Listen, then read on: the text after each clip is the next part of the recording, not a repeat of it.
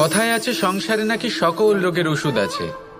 যদি আপনি নিজের শরীরকে ভালোবাসেন তাহলে ব্যায়াম করুন, যদি নিজের নিঃশ্বাস প্রশ্বাসকে ভালোবাসেন তাহলে প্রাণায়াম করুন, যদি আপনি নিজের আত্মাকে ভালোবাসেন তাহলে ধ্যান করুন, কিন্তু যদি আপনি নিজের জীবনকে পরমাত্মাকে ভালোবাসেন তাহলে সকলকে ভালোবাসতে থাকুন। এই ভালোবাসা অত্যন্ত গুরুত্বপূর্ণ এবং আবশ্যক। ভালোবাসার থেকে ভালো না কোনো ওষুধ আছে, না আছে কোনো আসন। এর থেকে ভালো না কোনো ব্যায়াম আছে আর না কোনো প্রাণায়াম। এই ভালোবাসা বড় বড় সমস্যারও সমাধান করতে পারে। ভালোবাসা বড় বড় বিপদকে আপনার থেকে দূর করতে পারে। এই ভালোবাসাই আপনাকে জীবনে বাঁচতে শেখায়, কারণ ভালোবাসাই হলো জীবনের আসল সত্য। তাহলে আসুন আর আমার সাথে ভালোবেসে বলুন, রাধা রাধা। আপনি কখনো কোনো সরোবরের দিকে তাকান, যার জল হলো শান্ত, স্থির। আপনি স্পষ্ট দেখতে পাবেন সেই সরোবরের তলদেশে কি রয়েছে। তাতে সাঁতরে বেড়াচ্ছে সুন্দর মাছ, চকচকে কিছু পাথর, স্বর্ণরূপী বালি, সবই আপনি দেখতে পাবেন। কিন্তু যখনই আপনি একটা ছোট্ট পাথর তুলে সেই জলে ছুঁড়ে ফেলবেন, তখন সেই জল বিচলিত হবে আর সেই স্পষ্টতা ন্যূনতম হয়ে যাবে। তারপর কিছুই স্পষ্টভাবে দেখা যাবে না। এই ঘটনা মানুষের সাথেও ঘটে। মানুষ যদি বিচলিত হয়ে পড়ে, তখন সে বুঝতে পারে না যে বর্তমানে কি হয়ে চলেছে আর ভবিষ্যতে কি করা উচিত। কিন্তু সেই মানুষ যদি শান্ত থাকেন, স্থির থাকেন, ধন্যাত্মক থাকেন, তাহলে নিশ্চিত রূপেই বুঝতে পারবেন যে বর্তমানে কি করতে হবে আর ভবিষ্যতে কি করতে হবে। তাই নিজের মধ্যে সেই স্থিরতা আনুন, সেই ধৈর্য ধরুন, নিজেকে শান্ত রাখুন আর সবার মধ্যে ভালোবাসা ছড়িয়ে দিন। এই মন প্রসন্ন হয়ে বলবে রাধা রাধা। সেইখানে আপনি যদি কোনো একটা মরুভূমিতে যান, আপনি অনুভব করতে পারবেন যে এক একটা ফোঁটা জলের কি গুরুত্ব, তার মূল্য কি। সুখের মুহূর্তে যদি আপনজনদের মনে রাখেন, তবে দুঃখের মুহূর্ত নিজে থেকেই দূরে সরে যাবে। ভালোবাসা এবং তার সাথে স্মরণ করা, এটাই তো হলো জীবনের এবং ভালোবাসার আসল মূল্য। আসুন আর আমার সাথে ভালোবেসে বলুন, রাধা রাধা। সাগরের ঢেউ সমুদ্র তটে ধাক্কা খেয়ে, পাথরের সাথে ধাক্কা খেয়ে তার আকার বদলে দিতে পারে। বিভিন্ন আকারের পাথরে এদের ঘষে ঘষে গোলাকার বানিয়ে দিতে পারে, কিন্তু এই সাগরের ঢেউ এদের নিজেদের আকার কখনো বদলায় না। কিন্তু এমন কেন? কারণ এরা বিচ্ছিন্ন হয়েও আবার একত্রিত হতে জানে। অর্থাৎ যখন এরা বিচ্ছিন্ন হয় তখন মতভেদ অবশ্যই, কিন্তু আবার একত্রিত হওয়া হলো এদের একতার প্রতীক। দেখুন, ঝগড়াঝাঁটি, তর্ক বিতর্ক, মতভেদ এগুলো জীবনের অভিন্ন অঙ্গ, কিন্তু এদের কখনো। আসুন আর আমার সাথে ভালোবেসে বলুন, রাধা রাধা। নেকড়ে, নেকড়ের বিষয়ে আমরা সকলে জানি। ওরা খুবই নিষ্ঠাবান এবং অত্যন্ত সতর্ক থাকেন। ছোট ছোট মূর্খতা করে বসেন। এনারা হাড় চিবোতে খুব ভালোবাসেন, কিন্তু চিবোতে চিবোতে এদের মাড়ি ছড়ে যায়, সেখান থেকে রক্তপাত হতে থাকে। সেই রক্ত ওনারা পান করেন আর ওনাদের মনে হয় এই রক্ত হাড় থেকেই পাচ্ছেন। ওনারা ভাবেন যে এই হাড় চিবিয়ে আমরা আনন্দ লাভ করছি, কিন্তু আসল সত্য হলো এটাই যে ওনারা নিজেদেরই ক্ষতি করছেন। আমরা মানুষ, আমাদের সাথেও এমনটাই হয়। কখনো কখনো ভুলবশত আমরা এমন কোনো কাজ করি আর আমাদের মনে হয় যে আমরা বাইরে থেকে আনন্দ লাভ করছি, কিন্তু সত্য হলো এটাই যে আমরা শুধুই ক্ষতিগ্রস্ত হচ্ছি। এটা হলো খুব বড় একটা শিক্ষা যা আমাদের শেখা উচিত। তা হলো এটা যে আমাদের বোঝা উচিত যে কখন আমরা লাভবান হচ্ছি আর কখন ক্ষতিটাকেই লাভ বলে মনে করছি। এই শিক্ষা যদি আপনি প্রাপ্ত করতে পারেন, তাহলে এই সংসারে আপনার থেকে বেশি প্রসন্ন আর কেউ থাকবেন না। তাহলে আসুন আর আমার সাথে ভালোবেসে বলুন, রাধা রাধা। একটা গরু যখন দুধ দেয় তখন তার একটা মূল্য থাকে। ওই দুধ থেকে যদি আপনি দই বানান তাহলে তার মূল্য বৃদ্ধি পায়। দই থেকে যদি মাখন বানিয়ে নেন তাহলে মূল্য আরো কিছুটা বেড়ে যায়, আর মাখন থেকে যদি ঘি বানিয়ে ফেলেন তাহলে মূল্য আরো অনেক বেশি বেড়ে যায়। কিন্তু এর কারণ কি, এরকম কেন হয়? কারণ হলো পরীক্ষা। দুধের মধ্যে যখন জোরন মেশানো হয় তখন দইয়ের টক ভাব চলে আসে, দুধের অস্তিত্ব বদলে যেতে শুরু করে। দুধকে নিজের অস্তিত্ব বদলে ফেলার দুঃখ সহ্য করতে হয়, তখনই তা দইতে পরিণত হয়, তখনই তার মূল্য বৃদ্ধি হয়। এই দইকে মন্থনের যাতনা সহ্য করতে হয়, তবেই সেই দই মাখনে রূপান্তরিত হয়, আর তারপর তার মূল্য বৃদ্ধি হয়।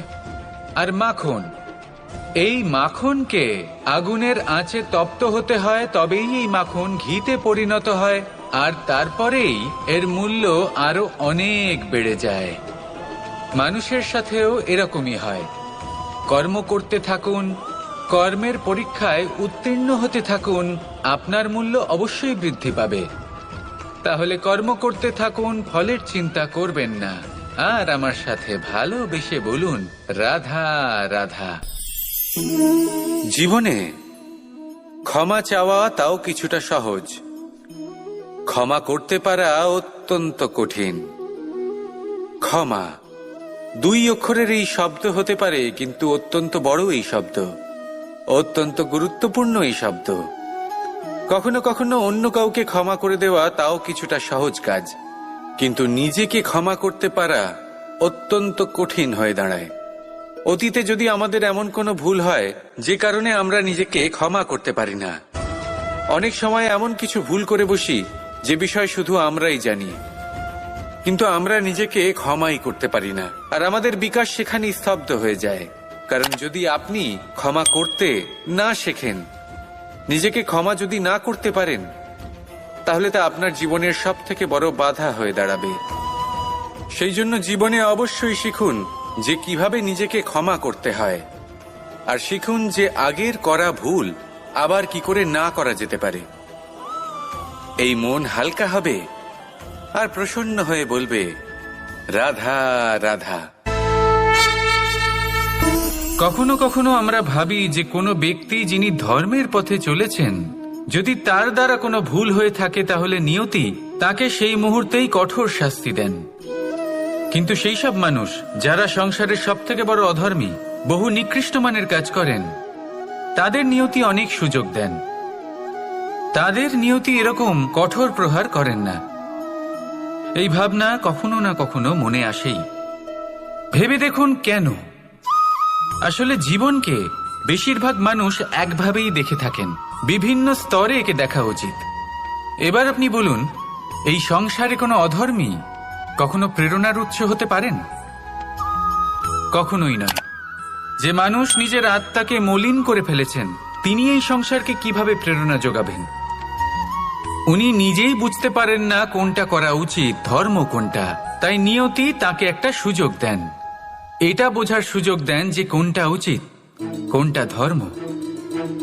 সুযোগ দেন নিজের বিবেক জাগিয়ে তোলার, তাকে সুযোগ দেন নিজের অন্তরাত্মার ডাক শোনার।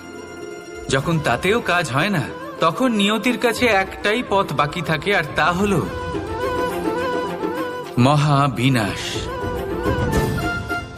মহাবিনাশ হয়তো দেরিতেই আসতে পারে, কিন্তু তা অবশ্যই আসবে।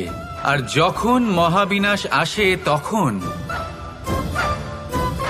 মহাবিনাশের যন্ত্রণা সমগ্র মানব জীবনের যন্ত্রণার থেকে অনেক বেশি হয়। এই কথাটা সবসময় মনে রাখবেন। আর অন্যদিকে যে মানুষ ধর্মের পথে চলছেন, তার দ্বারা যদি কোনো ভুল হয়ে থাকে, তখন নিয়তি তার পরীক্ষা নেন। কিছুক্ষণের জন্য মানুষের মনে হতে পারে নিয়তি তাকে কঠোর শাস্তি দিয়েছেন, কিন্তু সময়ের সাথে আমরা সবাই দেখি যে যখন সেই মানুষ সেই পরীক্ষায় উত্তীর্ণ হন, এই সমস্ত সংসারের জন্য প্রেরণার উৎস হয়ে ওঠেন। অর্থাৎ নিয়তি প্রত্যেক মানুষকে তার কর্ম অনুসারে উচিত ফলও দেন, উচিত শাস্তিও দেন। পার্থক্য হলো শুধুমাত্র সময় আর আপনার দৃষ্টিভঙ্গির। তাই ধর্মের পথে চলুন আর আমার সাথে ভালোবেসে বলুন রাধা রাধা। আমাদের জীবনে অত্যন্ত গুরুত্বপূর্ণ একটা আশা বসবাস করে বিশ্বাসের রূপে। বিশ্বাস যা আমরা ঈশ্বরের ওপর করি, ভাগ্য প্রারব্ধের ওপর করি, নিয়তির ওপর করি। যখনই ভালো কিছু হয় আমরা বলি এ হলো ঈশ্বরের দয়া, যখন খারাপ কিছু হয় আমরা বলি এ হলো ঈশ্বরের মায়া। কখনো ঈশ্বর বা ভাগ্য বা প্রারব্ধ বা নিয়তি। আপনি নিজে কোথায় তা কখনো ভেবেছেন? আপনি বিশ্বাস করছেন ঈশ্বরের উপর, প্রারব্ধের উপর, কখনো নিজের উপর করেছেন? আমি আপনাকে একটা সহজ কথা বলি, যদি আপনি ঈশ্বরের উপর বিশ্বাস রাখেন, শুধুই ঈশ্বরের উপর বিশ্বাস, তাহলে আপনি সেটাই পাবেন যেটা আপনার ভাগ্যে লেখা রয়েছে। কিন্তু যদি আপনি নিজের উপর বিশ্বাস রাখেন, আত্মবিশ্বাস রাখতে শেখেন, তাহলে ঈশ্বর আর নিয়তি দুজনে মিলে আপনার ভাগ্যে সেটাই লিখবে যা আপনি চাইছেন। তাই মনে রাখবেন, সাফল্যের পথ হলো এই বিশ্বাস। নিজের আত্মবিশ্বাসকে ধরে রাখতে শিখুন, দেখবেন আত্মা প্রসন্নতায় ভরে উঠবে। তাহলে আসুন আর আমার সাথে ভালোবেসে বলুন, রাধা রাধা। মানুষ যখন কোনো শক্তি লাভ করে তখন সে নিজেকে বলশালী মনে করে। শক্তি লাভ করলেই তার মধ্যে অহংকার চলে আসে, অভিমান চলে আসে। তার কারণ হলো সে একটা সহজ কথা বুঝতেই পারে না। এই সব যা হচ্ছে সময়ের জন্য হচ্ছে। সময়ের থেকে বেশি বলশালী আর কেউ নেই। এই সময়ের জন্যই রাবণ ভক্তি দ্বারা কৈলাস পর্বত তুলে নিয়েছিলেন। আবার সেই সময়ের জন্যই, সেই কারণেই রাবণকে বধ হতে হলো।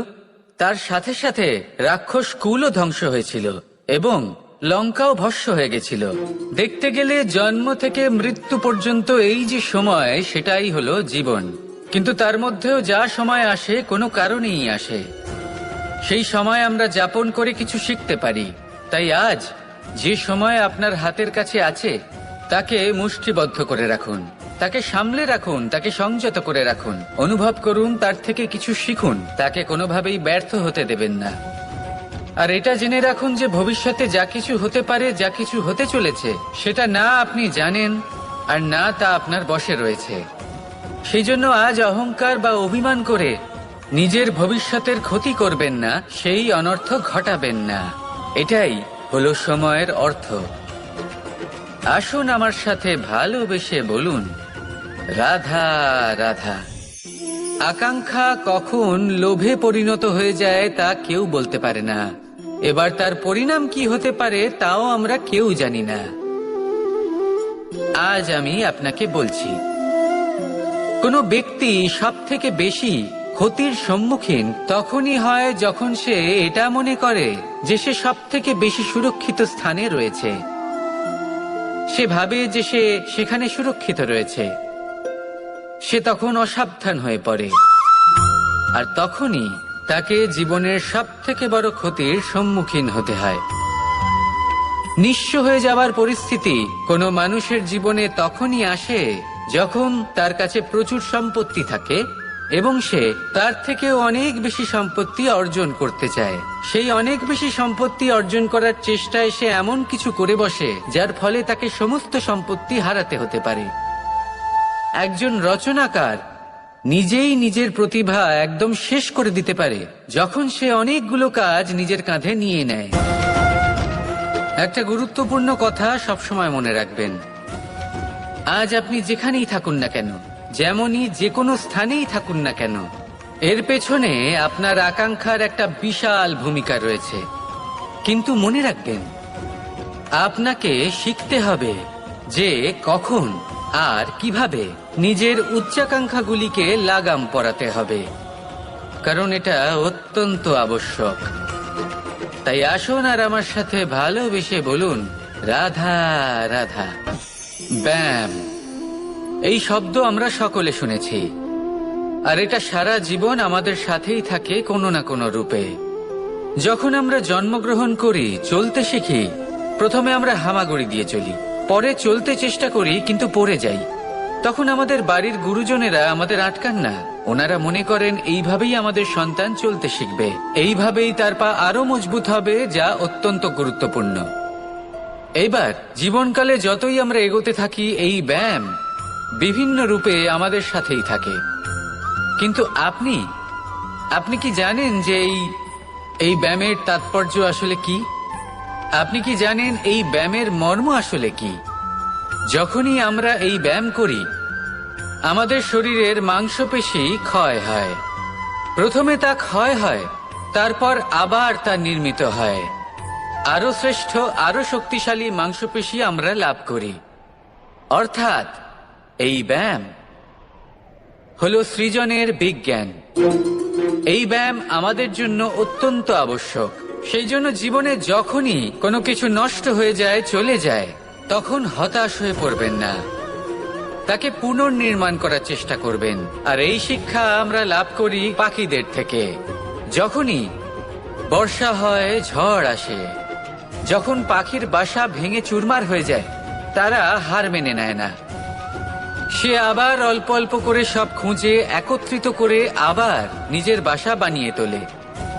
পুনরায় এক জীবনকে জন্ম দেয়, এক নতুন পরিবারকে জন্ম দেয়। তাই মনে রাখবেন, জীবনে এইভাবেই যদি আপনি নির্মাণ করতে চান, সৃজন করতে চান, তাহলে সেই নির্মাণের জন্য ভাঙনের অভিজ্ঞতা থাকা অত্যন্ত আবশ্যক। ভগ্ন বস্তুকেও সম্মান করা অত্যন্ত আবশ্যক। এই আচরণ মনে নিয়ে আসুন, মন প্রসন্ন হয়ে বলবে, রাধা রাধা। আমরা সকলেই কামনা করি, আমরা সবাই সেটা প্রাপ্ত করতে চাই যা আজ পর্যন্ত কেউ প্রাপ্ত করেনি, সেটা পেতে চাই যা আজ পর্যন্ত কেউ পেতে পারেনি, সেটাই কাছে রাখতে চাই যা আজ পর্যন্ত কখনো আমরা পাইনি। এবার সেটা কিভাবে করা যেতে পারে?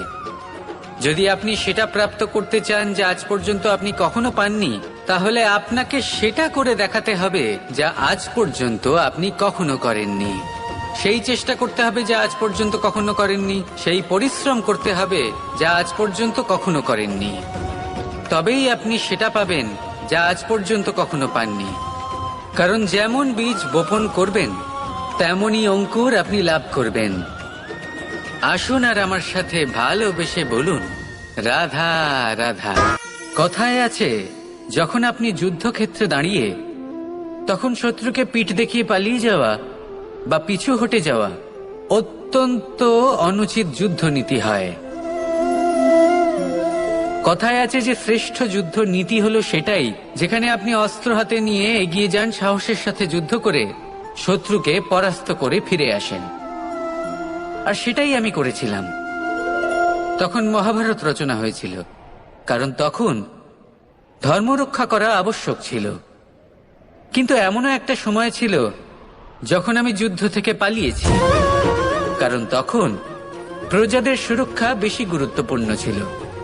আমার গায়ে যুদ্ধ বিমুখ হবার কলঙ্ক লাগিয়েছিল। কিন্তু ঠিক আছে, আমি সেটাই করেছিলাম যেটা প্রয়োজনীয় ছিল।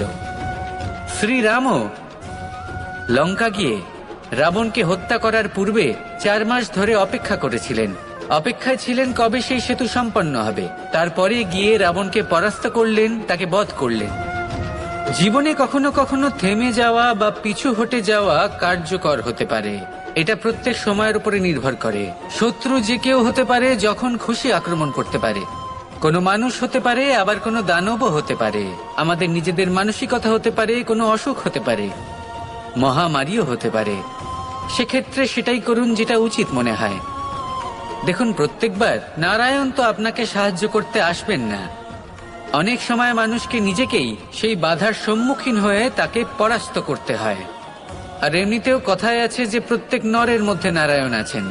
তাই অন্তরের নারায়ণকে জাগ্রত করুন, আর যা সমস্যা আছে তাকে সমাপ্ত করে ফেলুন, তা সে যতই পিছু হটে করতে হোক না কেন।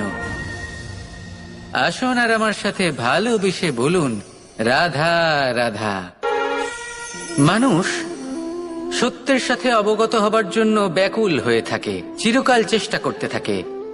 জন্ম থেকেই তার মনে এই ইচ্ছে জাগ্রত হয় সত্যিটা কি সেটা জানতে।